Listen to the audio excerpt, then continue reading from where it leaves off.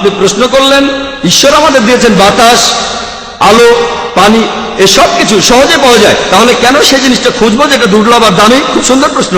এই কথাটা মিস্টার জাভেরিকা বলেন, উনি তো উত্তর মেরুতে শাকসবজি পাঠানোর কথা বললেন, এরপর বললেন মরুভূমিতে শাকসবজি পাঠানোর কথা। এ কথা আমি বলিনি, আমি বলেছি শাকসবজি পাওয়া গেলে শাকসবজি খাবেন, যদি পশুর মাংস পাওয়া যায় হালাল মাংসগুলো আপনারা খাবেন। এই প্রশ্ন মিস্টার জাভেরিকা করবেন, আমাকে না। 1 নম্বর পয়েন্ট, আপনি সহজলভ্য খাবারগুলো খাবেন, তবে সেগুলো হালাল হতে হবে। আমাদের দামি খাবার খাওয়া উচিত না আপনি বললেন। অনেকটা এরকম যে আমি কোনো ধনী লোককে বলছি আপনি নরিম্যান পয়েন্টে থাকেন কেন?